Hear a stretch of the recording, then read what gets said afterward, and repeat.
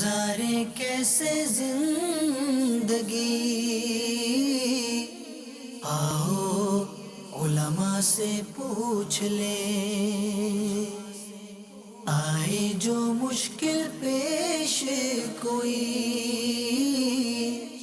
آؤ علماء سے پوچھ لیں۔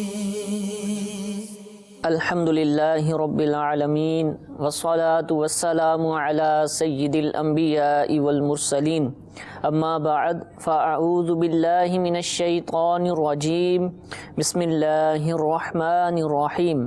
الصلاة والسلام علیک یا رسول اللہ، الصلاة والسلام علیک یا حبیب اللہ، الصلاة والسلام علیک یا نبی اللہ، وَعَلَىٰ آلِكَ وَأَصْحَابِكَ یا نور اللہ۔ پیارے اور محترم اسلامی بھائیوں، دارالافتاء اہل سنت سلسلے میں مرحبا کہتے ہیں۔ ابتداً حصول برکت کے لیے درود پاک کی فضیلت سنتے ہیں۔ چنانچہ امیر اہل سنت دامت برکاتہم العالیہ درود و سلام کے فضائل پر مشتمل اپنے رسالے ضیاء درود و سلام کے صفحہ نمبر 5 پر حدیث پاک نقل فرماتے ہیں۔ حدیث پاک نمبر 15، حضرت سیدنا ابی بن کعب رضی اللہ تعالی عنہ نے عرض کی، میں سارے ورد وظیفے چھوڑ دوں گا اور اپنا سارا وقت درود خوانی میں صرف کروں گا۔ تو سرکار مدینہ صلی اللہ تعالی علیہ وآلہ وسلم نے فرمایا، یہ تمہاری فکریں دور کرنے کے لیے کافی ہوگا اور تمہارے گناہ معاف کر دیے جائیں گے۔ صلو علی الحبیب صلی اللہ تعالی علی محمد صلی اللہ تعالی علیہ وآلہ وسلم۔ ہمیں بھی اس حدیث پاک کے مضمون پر عمل پیرا ہوتے ہوئے اپنا وقت درود پاک کے لیے مخصوص کرنا چاہیے اور زیادہ سے زیادہ پیارے آقا علیہ الصلوۃ والسلام پر درود السلام کے نذرانے پیش کرنے چاہیے، عرض کرنے چاہیے۔ حضور تبرکات کے حوالے سے آج ہم نے موضوع کو اپنے سلسلے میں شامل کیا ہے۔ اولاً تو لفظ تبرک اس کا معنی کیا ہے، اور جن چیزوں کو ہم تبرکات کہتے ہیں تو ان کے ثبوت، اس کا ثبوت کیے، تبرک سے فیض لینا، اس کی زیارت کرنا، اس کی عزت افزائی کرنا، اس کا اہتمام کرنا، اس کا ثبوت کہاں سے ہے؟ شریعت میں اس کے حوالے سے کیا احکام بیان کیے گئے؟ الحمدللہ رب العالمین والصلاة والسلام علی سید الانبیاء والمرسلین۔ تبرک کا جو لفظ ہے اس کا معنی ہے کسی چیز سے برکت حاصل کرنا، فائدہ حاصل کرنا، نفع حاصل کرنا۔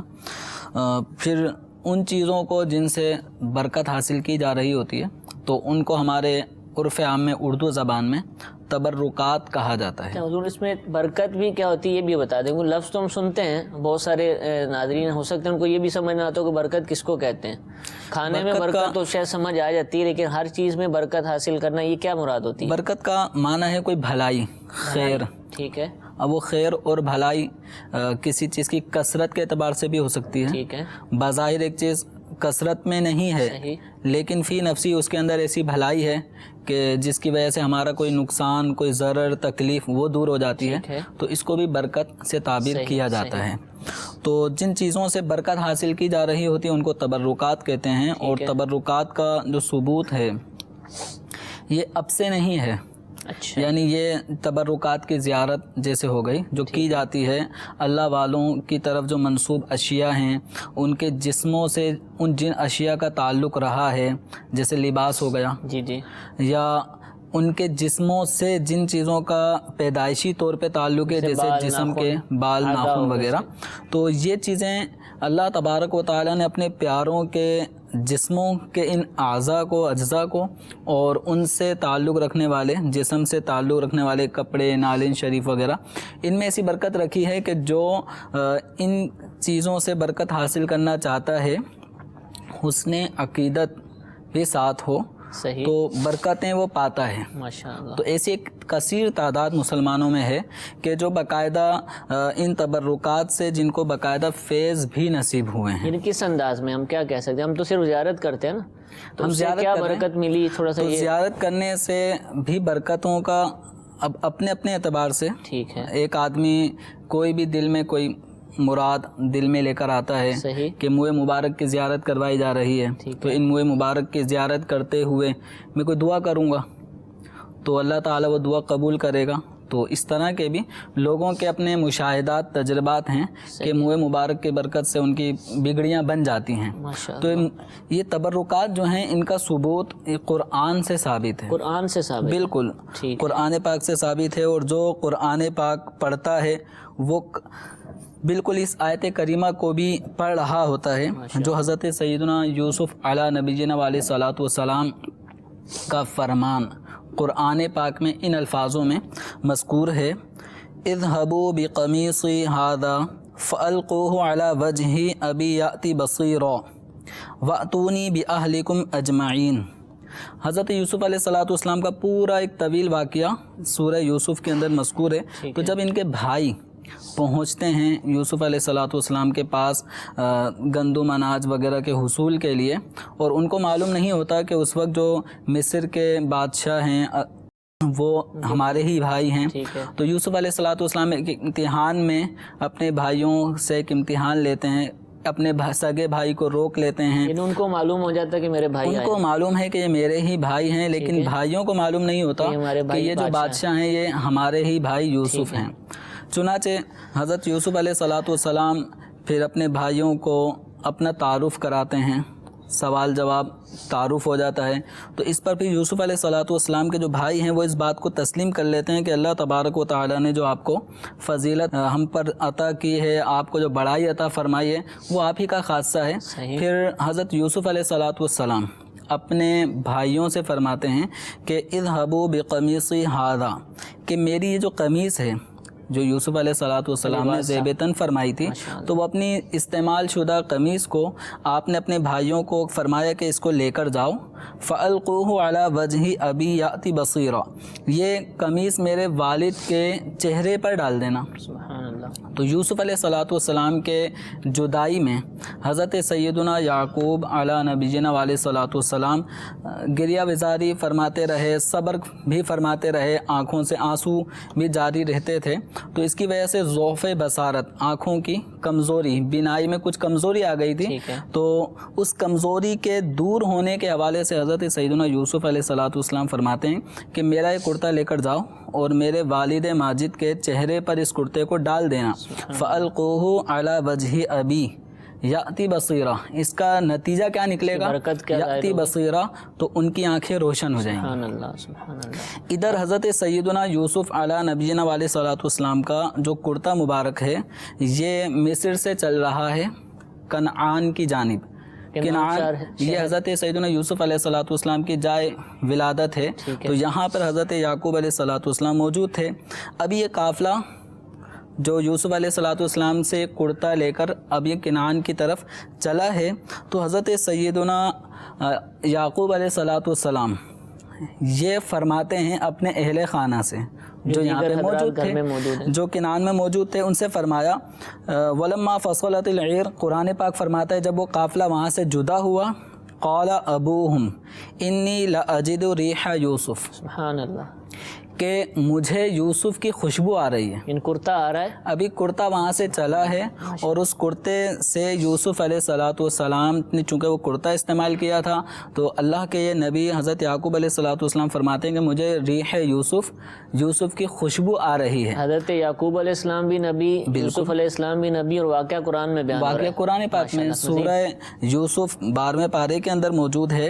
تو اس پر حضرت سیدنا یعقوب علیہ الصلوۃ والسلام نے جب یہ بات ارشاد فرمائی تو گھر والوں کو تعجب ہوا کہ یوسف علیہ الصلوۃ والسلام کو تو ایک عرصہ مطلب جدا ہوئے ہو چکا ہے، وہ بچپن میں ہی ان کو کوئی لے گیا تھا، تو اب کہاں یوسف علیہ الصلوۃ والسلام کی خوشبو، اور کیا یعنی اب ان کو یہ تھا کہ اب یوسف علیہ السلام ملیں گے نہیں. ٹھیک ہے بھئی ان کی محبت میں ہی گم رہتے ہیں، اور یہ غالباً بہت عرصے بعد تو یہ کہ ان کی محبت میں گم رہتے ہیں، تو اس لیے ان کی محبت میں اس طرح کی باتیں فرما رہے ہیں کہ مجھے یوسف کی خوشبو آ رہی ہے. تو گھر والوں کو ہو رہا تھا تعجب. ٹھیک ہے. قرآن پاک فرماتا ہے فلما ان جاء البشیر، جب وہ خوشخبری سنانے والا آ گیا. بھائی آ گئے یعنی جو بھائی تھے جن کو کرتا دیا گیا تھا، ٹھیک ہے۔ تو وہ قافلہ پہنچا اور کرتا ان کے ہاتھ میں ہے، وہ خوشی کی خبر لانے والا کہ یوسف مل گئے، سبحان اللہ، یوسف علیہ السلام مل چکے ہیں، یہ خوشخبری سنانے والا جب پہنچتا ہے، القاہ علی وجہہ، تو یوسف علیہ السلام کے کہے کے مطابق ان کا کرتا یعقوب علیہ السلام کے چہرے پر جب ڈالا جاتا ہے، فرتد بصیرا، سبحان اللہ، تو ان کی آنکھیں پہلے سے بہت زیادہ روشن ہو جاتی ہیں، اور فرماتے ہیں قال الم اقل لکم انی اعلم من اللہ ما لا تعلمون، کیا میں تمہیں یہ نہیں کہا کرتا تھا کہ میں وہ باتیں جانتا ہوں جو تم نہیں جانتے؟ سبحان اللہ، تو یہاں اللہ تبارک و تعالیٰ کے نبی علیہ السلام کا علم غیب بے شک، کہ وہ ایک ایسی بات ارشاد فرما رہے ہیں کہ جو عام عقلوں میں نہیں آ رہی، کہ کہاں یوسف علیہ السلام کا کرتا چلا، یہاں خوشبو آ گئی، کب سے جدا ہوئے، کب سے جدا ہوئے ہیں، وہ خوشبو بھی محسوس آ رہی ہے، اب بھی یعقوب علیہ السلام کو کتنی محسوس دور ہو سے رہی اس ہے، کو محسوس کر رہے ہیں، محسوس ہو رہی ہے۔ تو ایک تو یہ کہ یوسف علیہ السلام کا قافلہ کرتا جو قافلہ لے کے چلا ہے، اس کے بارے میں گویا خوشبو کے ذریعے بتا دینا کہ ایسی ایک خوشبو آ رہی ہے، اب کچھ ہونے والا ہے، کوئی خوشی کا ایک موقع آنے والا ہے۔ تو جہاں یہ بات ثابت ہو رہی ہے، تو وہیں حضرت یوسف علیہ السلام کے کرتے کے ذریعے حضرت یعقوب علیہ السلام کی بینائی کا درست ہو جانا، سبحان اللہ، تو یہ درست ہو جانا یہ کیا ہے؟ یہ برکت ہی ہے بے شک، کہ اللہ کے نبی کے جسم سے ایک کرتے کا اتصال ہوا، ملاپ ہوا، جسم پہ رہا، تو وہ برکتیں جو اللہ کے نبی کے جسم میں ہیں اس کا کچھ حصہ وہ کرتے میں بھی آ گیا، اور وہ کرتا حضرت یعقوب علیہ السلام کے پاس پہنچتا ہے، اور پھر وہ اپنے چہرے پہ اس کو ڈلواتے ہیں، اور جو خوشخبری سنائی تھی کہ آنکھیں روشن ہو جائیں گی ویسا ہی ہو جاتا ہے۔ تو یہاں سے بالکل واضح طور پر یہ بات ثبوت کو ملتی ہے، چونکہ انبیاء کرام علیہ السلام اللہ تبارک و تعالیٰ کی طرف دعوت دینے ہی کے لیے آئے ہیں۔ صحیح، حقیقی توحید، اللہ تبارک و تعالیٰ کی معرفت جتنا ان کو بے شک معلوم ہے اتنا کسی کو معلوم نہیں ہے۔ یہ تو اللہ تبارک و تعالیٰ کے قریب کرنے آئے ہیں، شرک سے دور کرنے کے لیے آئے ہیں، اللہ تبارک و تعالیٰ ایک وحدہ لا شریک، اس کی عبادت کی تعلیم دینے کے لیے آئے ہیں۔ تو تبرکات سے برکت حاصل کرنا اگر خلاف شرع ہوتا، ٹھیک ہے، تو یعقوب علیہ السلام کے لیے اپنا کرتا یوسف علیہ السلام کیوں بھیجتے؟ سبحان اللہ، اللہ تعالیٰ نے شفا دینی ہوگی تو دے دے گا۔ اور یہ مذمت کے طور پر بھی واقعہ نہیں بیان ہوا، نہیں، یہ تو بالکل یوسف علیہ السلام کی عظمت و شان کو بیان کرنے کے لیے ہے۔ کس قدر شان والے تھے۔ تو حضرت یوسف علیہ السلام کو جب یہ اطلاع ہوئی ہوگی کہ والد ماجد کی آنکھیں آپ کے غم میں رو رو کے کمزور ہوتی جا رہی ہیں، تو اس وقت آپ نے یہ نہیں کہا کہ اللہ تعالیٰ شفا دے دے گا، اللہ تعالیٰ سے دعا کرتے ہیں۔ دعا بھی بالکل کی جانی چاہیے تھی، کی گئی ہوگی، لیکن کرتے کا بھیجنا یہ اس بات کی علامت ہے کہ اللہ تبارک و تعالیٰ نے آپ کے کرتے میں کچھ خصوصیت رکھی ہے۔ تو یہ جب والد صاحب کے چہرے پہ پڑے گا تو اس کا نتیجہ کیا نکلے گا؟ یاتی بصیرہ، کہ ان کی آنکھیں روشن ہو جائیں گی۔ حضرت یعقوب علیہ السلام یوسف علیہ السلام کے والد ہیں، حضرت اسحاق علیہ السلام کے بیٹے ہیں، ابراہیم علیہ السلام کے پوتے ہیں، حضرت یعقوب علیہ السلام نسبت ہے، خود بھی اللہ کے خود بھی نبی، ان کے بیٹے بھی نبی، ان کے والد بھی نبی، دادا بھی نبی، تو نبوت والا گھرانہ ہے، اور ان کے ذریعے سے توحید کا نور چمکا ہے، دنیا میں روشن ہو چکی ہے۔ لیکن حضرت یعقوب علیہ السلام کے بعد جب کرتا آتا ہے تو وہ یہ نہیں کہہ رہے کہ کرتے کی کیا ضرورت ہے، میں ویسے ہی دعا کر رہا ہوں، میں بھی تو اللہ کا نبی ہوں، میں بھی اللہ کا نبی ہوں۔ لیکن انہوں نے حضرت یوسف علیہ السلام کے کرتے میں جو خصوصیت اللہ تعالی نے رکھی تھی، وہ برکت رکھی تھی، اس کا فیض حضرت یعقوب علیہ السلام نے یوں حاصل کیا کہ اللہ تعالی نے ان کے بیٹے کو کتنا عظیم مرتبہ عطا فرمایا ہے کہ ان کا کرتا بھی آنکھوں کو روشن کر رہا ہے۔ تو یوسف علیہ السلام کا یہ کرتے کا واقعہ قرآن پاک میں موجود ہے، اور یہ برکت حاصل کرنے پر واضح دلیل ہے۔ سورہ یوسف میں، سورہ یوسف کے اندر بالکل یہ آیت کریمہ موجود ہے جو میں نے آیت کریمہ پڑھی ہے، اور یہ سورہ یوسف کا جو آخری 2 رکوع ہیں، ٹھیک ہے، ان سے پہلے یہ رکوع میں یہ آیت کریمہ موجود ہے۔ تو جو قرآن سے دیکھنا چاہے، تبرکات کا ثبوت حاصل کرنا چاہے، تو یہ واضح دلیل حضرت یوسف علیہ السلام کا کرتا ہے۔ اور نبی کریم صلی اللہ تعالیٰ علیہ وآلہ وسلم کے صحابہ کرام علیہم رضوان بھی نبی کریم صلی اللہ تعالیٰ علیہ وسلم سے تبرکات یہ حاصل کیا کرتے تھے، برکت حاصل کیا کرتے تھے۔ حضرت سیدتنا اسما بنت ابو بکر صدیق رضی اللہ تعالی عنہا نے ایک جبہ مبارکہ نکالا، جبہ یعنی لباس، جبہ جو لباس تھا، ٹھیک ہے، قمیص کے اوپر جو پہنا جاتا ہے جبہ، وہ نکالا اور فرماتی ہیں کانا رسول اللہ صلی اللہ علیہ وسلم یلبسوہا، نبی کریم صلی اللہ تعالی علیہ وآلہ وسلم اس جبہ شریف کو پہنا کرتے تھے۔ فنحن نغسلوہا، اللہ اکبر، یہ مسلم شریف کی روایت ہے، صفحہ نمبر 190 پر جلد 2۔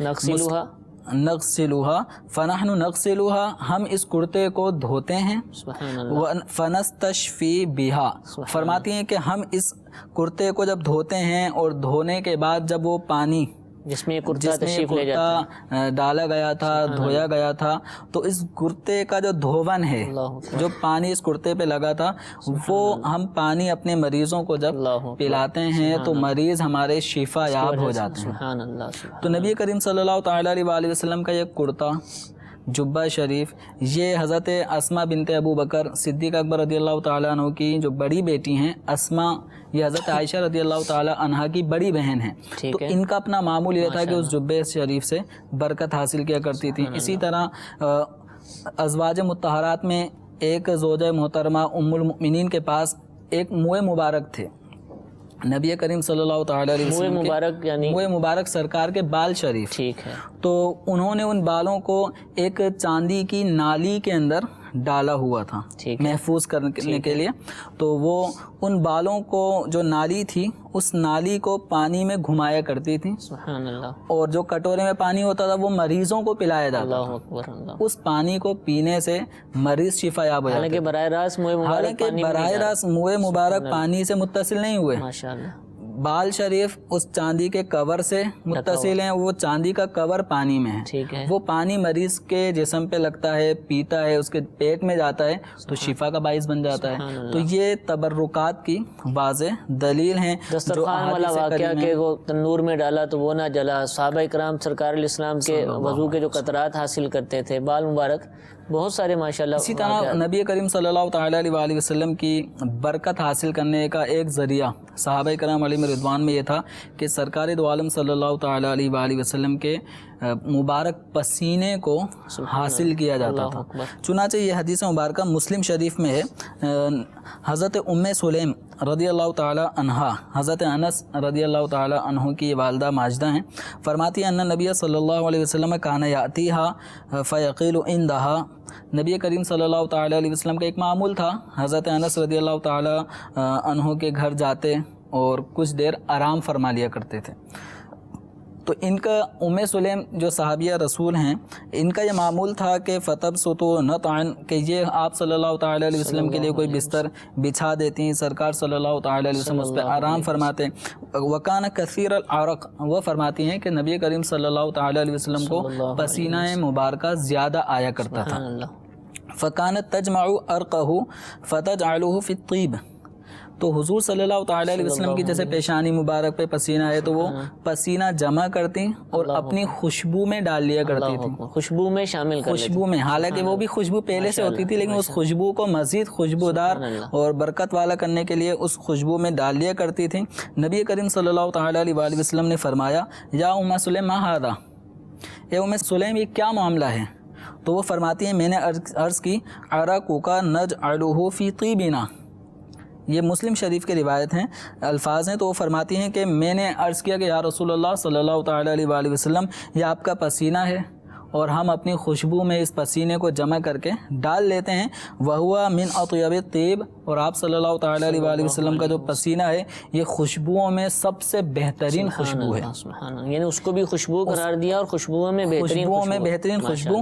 اور فرماتی ہیں کہ وہ ایک روایت کے اندر یہ الفاظ میں یا رسول اللہ صلی اللہ تعالیٰ علیہ وسلم، ایک اور وجہ جو انہوں نے بیان فرمائی یہ پسینہ حاصل کرنے کی، فرماتی ہیں نرجو برکتہ لصبیاننا، ہم اس خوشبو کے ذریعے اپنے بچوں کے لیے برکت کی امید رکھتے ہیں کہ آپ کا پسینہ ہوگا، ہم اپنی خوشبو میں ڈالیں گے تو یہ خوشبو ہمارے بچوں کے جسموں پہ لگے گی تو ہمارے بچوں کے جسموں میں آپ کے پسینے کی برکت آ جائے گی۔ صحابیاں ہیں ماشاءاللہ، نبی کریم صلی اللہ تعالیٰ علیہ وآلہ وسلم کے سامنے ہی وہ اس کی وجہ بھی عرض کر رہی ہیں کہ آپ کا پسینہ لینے کا مقصد یہ ہے کہ ہم اس سے برکت حاصل کرنا چاہتے ہیں. تو نبی کریم صلی اللہ تعالیٰ علیہ وآلہ وسلم نے ارشاد فرمایا اسبتی، آپ نے اچھا کام کیا. ماشاءاللہ.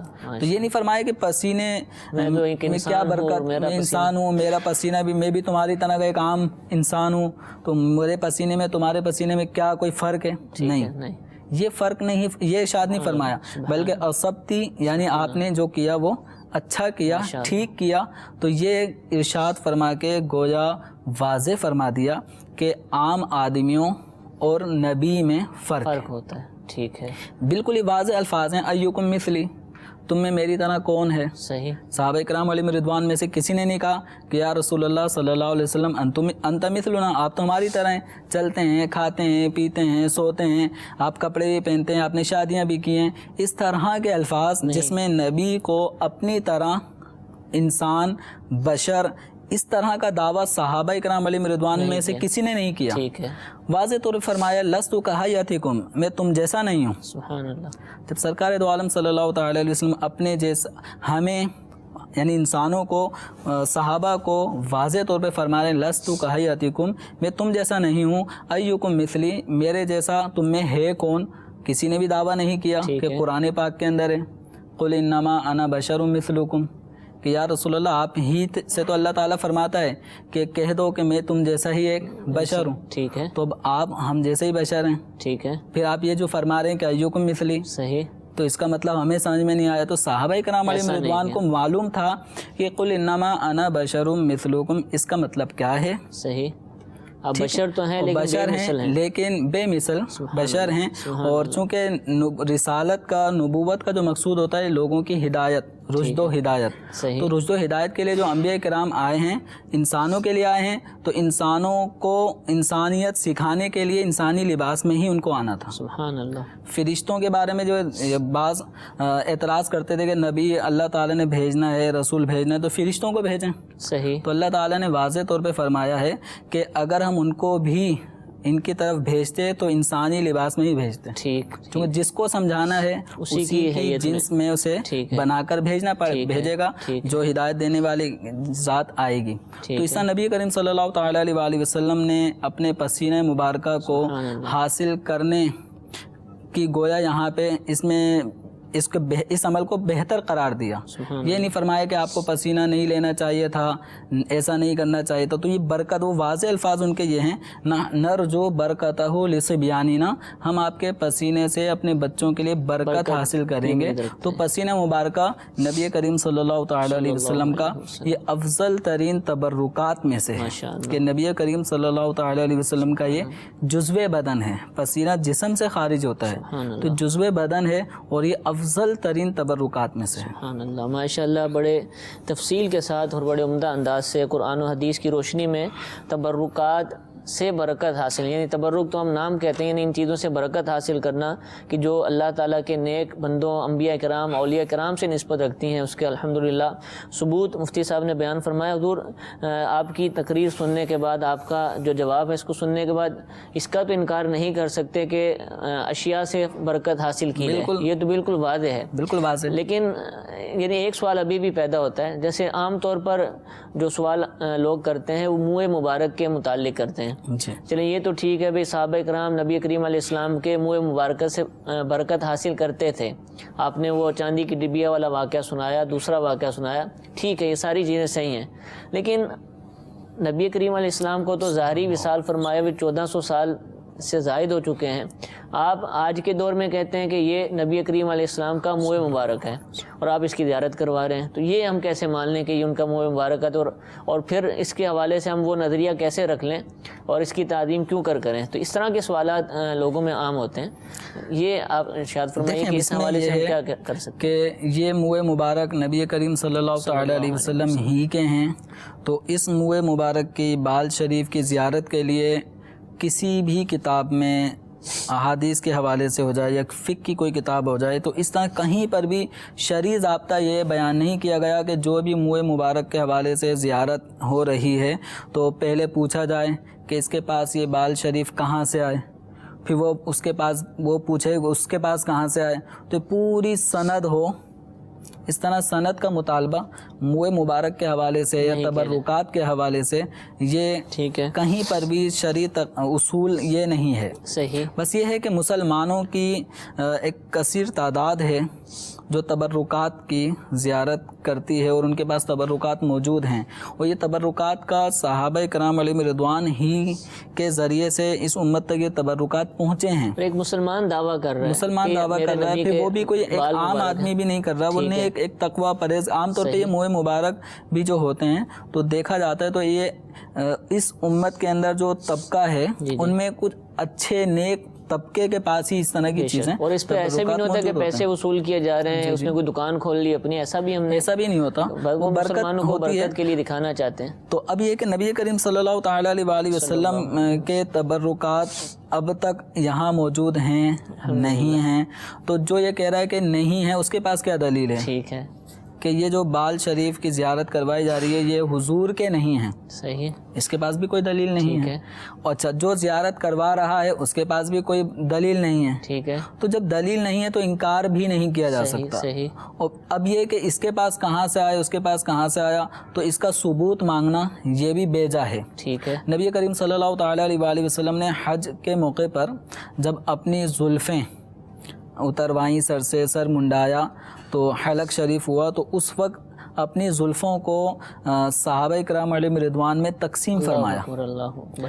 یہ بھی فرمایا جا سکتا تھا کہ گڑھا کھودیں ٹھیک ہے اور میرے بال اس میں تدفین کر دیں ان کی، کسی کو بال لینے کی اجازت نہیں ہے. اس طرح کی کوئی بھی حکم ارشاد نہیں فرمایا، بلکہ خود تقسیم فرمانے کا حکم دیا. تو صحابہ کرام علیہم رضوان کے ہاتھوں میں حضور اکرم صلی اللہ تعالیٰ علیہ وسلم کے بال شریف آئے. اللہ اکبر. اب یہ بال حضور صلی اللہ تعالیٰ علیہ وسلم کے جسم اطہر سے تعلق رکھتے ہیں، اور ان منہ مبارک حضور کے بال شریف کا یہ اعجاز اور کمال ہے کہ ان بالوں میں اضافہ ہوتا رہتا ہے. اگر ہمارے جسم کا ہم سر کے اپنے بال کو اگر جدا کر دیں اور 1 سال تک ہم رکھ دیں اپنے پاس سنبھال کے، کسی ڈبیا میں سنبھال کے رکھ لیں، تو وہ بال جتنا تھا اتنا ہی رہے گا. لیکن نبی کریم صلی اللہ تعالیٰ علیہ وآلہ وسلم کے منہ مبارکہ کا یہ کمال اور اعجاز ہے کہ یہ بڑھتا رہتا ہے. سبحان اللہ. یہ بھی ایک دلیل ہے. بالکل. جس طرح سر کے اندر جو بال لگا ہوتا ہے، جڑا ہوتا ہے، انسان زندہ ہے تو اس کا بال بڑھتا رہتا ہے، پھر وہ کٹواتا ہے، پھر بڑھ جاتے ہیں، پھر کٹواتا ہے. تو نبی کریم صلی اللہ تعالیٰ علیہ وآلہ وسلم کے جو منہ مبارک ہیں، بال شریف، یہ اسی طرح دراز ہو رہے ہیں، بڑھ رہے ہیں، گھنے ہو جاتے ہیں. یہ زندہ معجزہ ہے. اور نبی کریم صلی اللہ تعالیٰ علیہ وآلہ وسلم نے واضح طور پہ اس بات کو بھی بیان فرما دیا، ان اللہ حرم علی الارض ان تأکل اجساد الانبیاء، کہ انبیاء کرام علیہ الصلوۃ والسلام کے جو جسم ہیں، ان کے جسم کے جو حصے ہیں، اللہ تبارک و تعالیٰ نے ان کو زمین پر حرام کر دیا کہ زمین انہیں کھائے، مٹی بنا دے. ایسا زمین نہیں کر سکتی. تو نبی کریم صلی اللہ تعالیٰ علیہ وسلم کے جسم اطہر سے یہ تعلق رکھنے والا منہ مبارک، ان میں باقاعدہ اضافہ ہوتا رہتا ہے. حضور صلی اللہ تعالیٰ علیہ وسلم کے منہ مبارک کے علاوہ کسی اور کے بالوں میں اس طرح آپ ثابت کریں کہ جو یہ اعتراض کرنے والے ہیں وہ اپنے باپ دادا کے بالوں کو جمع کرے، جو وہ نائی کے پاس جا کے ترشواتے ہیں، سنبھال کے رکھ لیں. بلکہ اپنے طور پہ جس کو یہ نیک اور پرہیزگار سمجھتا ہے انہی کے بالوں کو سنبھال کے رکھ لیں، سال بھر تک دیکھیں، جتنے تھے اتنے ہی رہیں گے.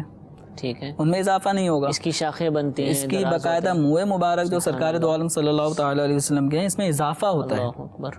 بڑی بڑی جو ہے وہ زیارت گاہیں ہیں، صرف پاک و ہند میں ہی نہیں، عرب امارات میں بھی اس طرح کے منہ مبارک کی باقاعدہ زیارتیں کروائی جاتی ہیں. بڑے بڑے، یعنی ان کو دیکھا جائے تو بہت بڑی بڑی جو ہے وہ بالوں کا سائز ہو چکا ہے، بہت گھنے گھنے بال ہیں. وہ کس کے ہیں؟ وہ نبی کریم صلی اللہ تعالیٰ علیہ وسلم کی طرف منسوب ہیں. صحیح. اب یقینی طور پہ اگر اس کا کوئی ثبوت اگر کسی سے مانگا جاتا ہے کہ ثابت کرو، تو یقینی طور پہ یہ ثابت کرو کہ حضور کے نہیں ہیں. ٹھیک ہے.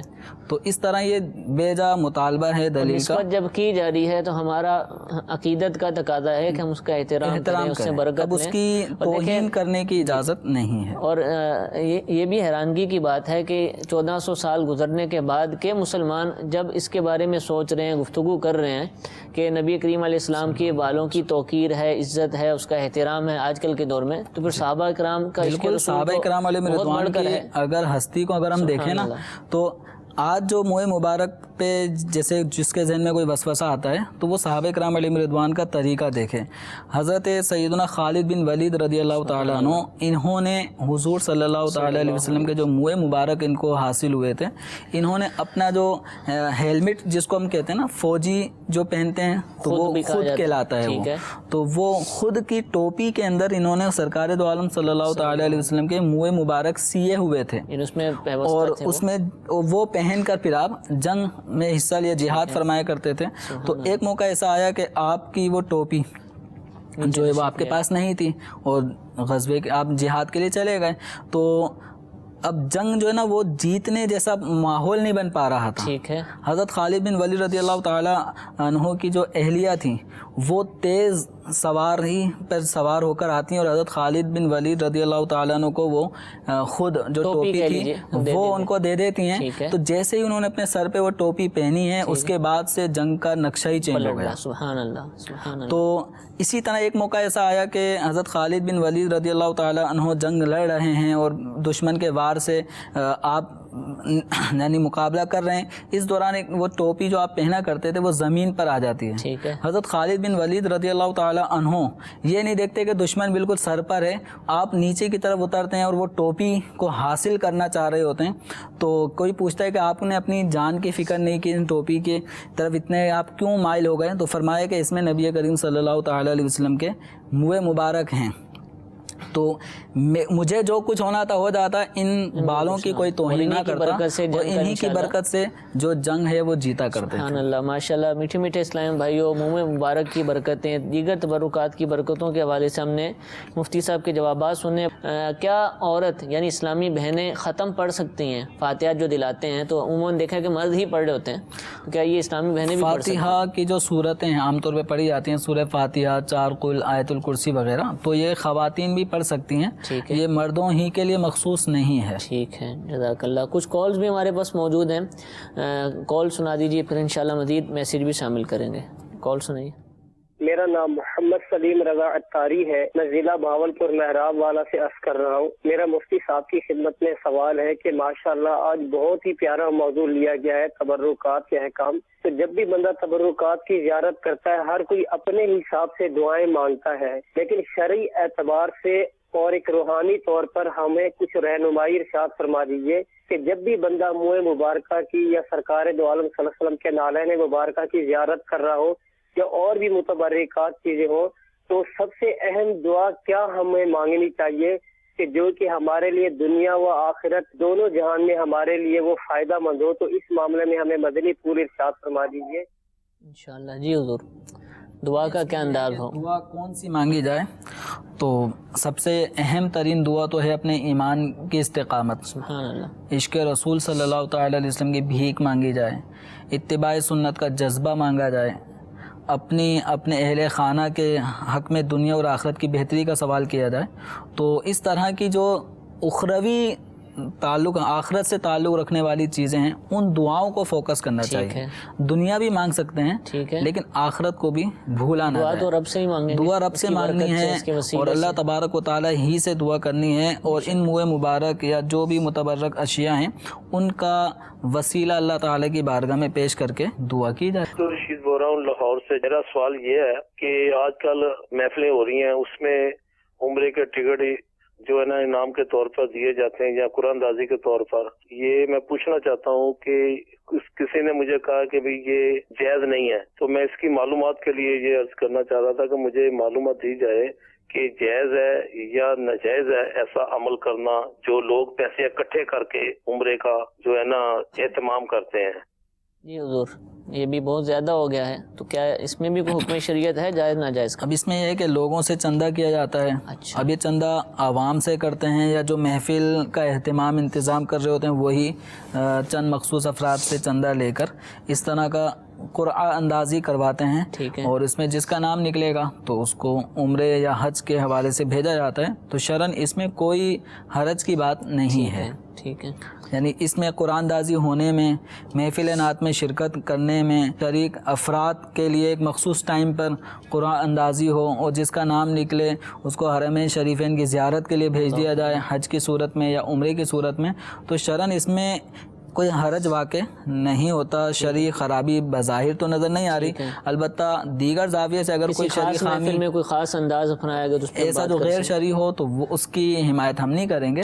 مثلا اگر کسی زبردستی پارٹی کو زبردستی مجبور کیا کہ آپ نے بھائی عمرے کا اہتمام کرنا ہے بس، اب وہ نہیں چاہ رہا، زبردستی کسی سے پیسے نکلوانے ہی ہیں عمرے کے لیے، تو یہ اس کی اجازت نہیں. اور چندہ کسی اور مقصد کے لیے لیا تھا اور استعمال اس میں کر لیا، اس کی بھی اجازت نہیں. وضاحت ہونی چاہیے کہ بالکل وضاحت کہ یہ قرعہ اندازی حج یا عمرے کے حوالے سے ہوگی، اس کے لیے چندہ ہو رہا ہے، تو اس میں کوئی حرج کی بات نہیں. الحمدللہ مدنی چینل کے جو سلسلوں کے اندر اور بالخصوص مدنی مذاکروں میں وقتاً فوقتاً جو ٹکٹ وغیرہ دیے جاتے ہیں، اس میں خاص طور پر اسی مقصد کے لیے لوگ جو نا بلکہ خود اناؤنس کرتے ہیں، اعلان کرتے ہیں کہ ہماری طرف سے عمرے کا یا حج وغیرہ کا ٹکٹ دے دیا جائے. تو ایسا نہیں ہوتا کہ چندہ کسی اور کام کے لیے اور اس کو اس کام میں استعمال کیا جائے. تو اس حوالے سے شرعاً مفتی صاحب نے فرمایا کہ کوئی حرج بھی نہیں ہے. میٹھے میٹھے اسلام بھائیو، ہمارے سلسلے کا وقت ختم ہوا. اللہ تعالی ہم سب کو عمل کرنے کی توفیق عطا فرمائے. آمین بجاہ النبی الامین. صلو علی الحبیب صلی اللہ تعالی علی محمد صلی اللہ علیہ وسلم. گزارے کیسے زندگی،